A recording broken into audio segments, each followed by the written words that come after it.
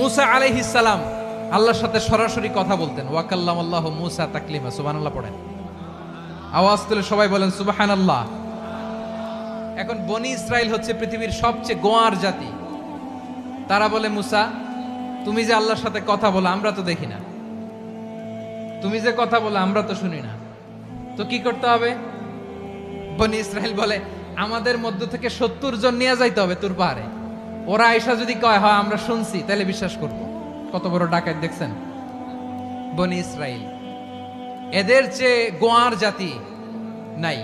এত গোয়ার তুমি করেছো মুসা আলাইহিস সালামের সাথে। তুমি যে আল্লাহর সাথে কথা বলে আমরা তো দেখি, কি করব? 70 জন আমাদের বন্ধু বান্ধব যে যদি দেখে, তারা বললে ওকে আস, 70 জন আস। 70 জন নিয়ে গেল। মুসা আলাইহিস সালাম হারুন আলাইহিস সালামকে খেলাফা দিয়ে গেলেন, আল্লাহ ওনাকে নবী বানালেন। মুসা আলাইহিস সালাম বললেন, হারুন খবরদার, বনি ইসরাইলের মধ্যে তাওহীদের বাণী প্রচার করবা, ঐক্য ধরে রাখবা, বিচ্ছিন্ন হতে দিবা না। চলে গেছে। এইদিকে বনি ইসরাইলের এক দুষ্ট লোক ছিল, নাম সামিরি। কি নাম? সামিরি। সে সবাইরে বলল, তোমাদের স্বর্ণগুলো ফালাও। স্বর্ণগুলো ফেললো। বনি ইসরাইলের স্বর্ণগুলোকে গলিয়ে সে একটা গরুর বাচ্চা বানালো। গোবৎস। কিসের বাচ্চা? দেখেন গরুর পূজা কিভাবে শুরু হয় পৃথিবীতে প্রথম। গোবৎস পূজা, গরুর বাচ্চার পূজা কিভাবে।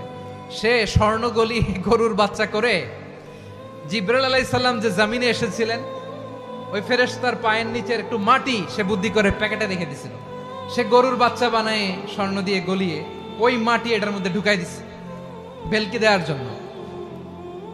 স্বর্ণ দিয়ে বানানো গোবৎস গরুর বাচ্চার গায়ে যখন সেই মাটি ছুঁড়ে দেয়া হলো, এখন বাছুরের ভেতর থেকে ভ্যাঁ ভ্যাঁ আওয়াজ আসতেছে। কি আসতেছে? সবাই তো অবাক। সামিরি বলে, আরে তোমরা যে 70 জন দিয়ে মুসা আলাইহিস সালামরে পাঠাইছো, ওইদিকে এত ঘুরতেছে, আল্লাহরে খুঁজে পায় না, আল্লাহ তো এটার ভিতরে ঢুকছে। নাউজুবিল্লাহ বলবেন না? তোমরা যে 70 জন দিয়ে পাঠাইলা, 70 জন নিয়ে মুসা আলাইহিস সালাম খালি ঘুরতেছে, আল্লাহরে পায় না। পাবে কেমনে? আল্লাহ তো, নাউজুবিল্লাহ, এটার ভিতরে সেজদা দাও। এই সেজদা দিয়ে গেল। আল্লাহর নবী হারুন আলাইহিস সালাম বললেন, খবরদার, এটা সুস্পষ্ট শিরক। আল্লাহ সব গুনাহ মাফ করে, শিরকের গুনাহ মাফ করে না। খবরদার, তোমরা থামো। কে শোনে কার কথা? এই যে যেমন এখন আপনারা আমার কথা শুনতেছেন না? শুনতেছেন? হারুন আলাইহিস সালাম বললেন, খবরদার, এই শিরকি কাজে তোমরা সংযুক্ত হয়ো না। তোমাদেরকে কি মনে নাই আমার ভাই মুসা আলাইহিস সালাম কি বলছে? আল্লাহ শিরক মাফ করে না। খবরদার, শিরক করো না, আল্লাহরে ভয় করো। হারুন আলাইহিস সালাম তাদেরকে বুঝালেন, শিরক করো না, আল্লাহরে ভয় করো। শুধু এতটুকুই তিনি বুঝালেন, দাওয়াতি কাজ পালন করলেন, কিন্তু প্রতিরোধ করেন নাই, সশস্ত্র সংগ্রামে লিপ্ত হন নাই, বাধা দেন নাই। কারণ গৃহযুদ্ধ বেঁধে যেতে পারে। উনি ভাবলেন, আমি যদি আমার বাহিনী নিয়ে দাওয়াত দেওয়ার সাথে সাথে প্রতিরোধ করি, আক্রমণ করি, ওরাও আমারে আক্রমণ করবে, ব্লাডশিড হবে, রক্তপাত। এমন অবস্থা হবে বনি ইসরাইলের মধ্যে, যেটা হয়তো আমার ভাই মুসাও কন্ট্রোল করতে পারবে না। সুবহানাল্লাহ কইবেন না? এক একজন নবীকে আল্লাহ তাআলা কি ইন্টেলেক্ট দিয়ে পাঠিয়েছেন। তিনি ভাবলেন, আমি দাওয়াতি কাজটাই করি, এটা যে হারাম এটা থেকে শুধু বারণ করি, কিন্তু প্রতিরোধ না করি। আমি যদি ঐক্য ধরে রাখতে পারি, বাকিটা আমার ভাই সামলে নেবে। সুবহানাল্লাহ। হারুন আলাইহিস সালাম প্রতিরোধ করলেন না। বনি ইসরাইলের মধ্যে গৃহযুদ্ধ বেঁধে যাওয়ার আশঙ্কায় প্রতিরোধ করলেন না, আক্রমণ করলেন না, শুধু দাওয়াত দিলেন। ইন দা মিন টাইম মুসা আলাইহিস সালাম আল্লাহর সাথে কথা বলে যখন ফিরে আসলেন, দেখলেন বনি ইসরাইলের অধিকাংশ লোক মুশরিক হয়ে গেছে। মুশরিক হয়ে গেছে। মুসা আলাইহিস সালাম রেগে গেলেন। রেগে প্রথমে বনি ইসরাইলদেরকে অ্যাটাক না করে ভাইয়ের দাড়ি ধরলেন। হারুন আলাইহিস সালামের দাড়ি আর চুল। মেজাজি নবী ছিলেন। হারুন, তুমি কি করলা? তোমারে কি দায়িত্ব দিয়ে গেলাম? তুমি কি করলা? তুমি থাকতে বনি ইসরাইল কেমন করে শিরকের কাজে নিমজ্জিত হয়ে যায়?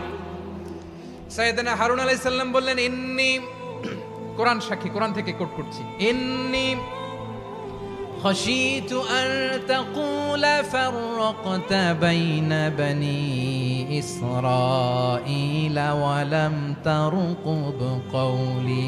ও আমার ভাই, আমার দাড়ি ধরবেন না, আমার মারবেন না। আমি ভয় করেছি, আমি ভয় পেয়েছি, না জানি আপনি বলেন তুমি কেন খশিতু আন তাকুলা ফাররাকতা বাইনা বানি ইসরাইল, আপনি এসে আমারে যদি বলেন তুমি কেন ঐক্য ধরে রাখলে না, কেন মারামারি হলো, কেন রক্তপাত হলো? তোমার কি এই দায়িত্ব আমি দিয়েছিলাম? আমার কথার দিকে কি তুমি ভ্রুক্ষেপ করো নাই?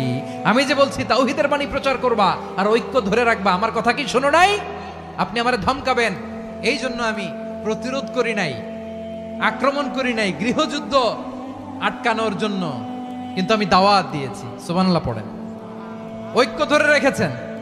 মুসা আলাইহিস সালাম মুহূর্তেই সামিরীকে আক্রমণ করলেন, অ্যাটাক করলেন, শাস্তি দিলেন।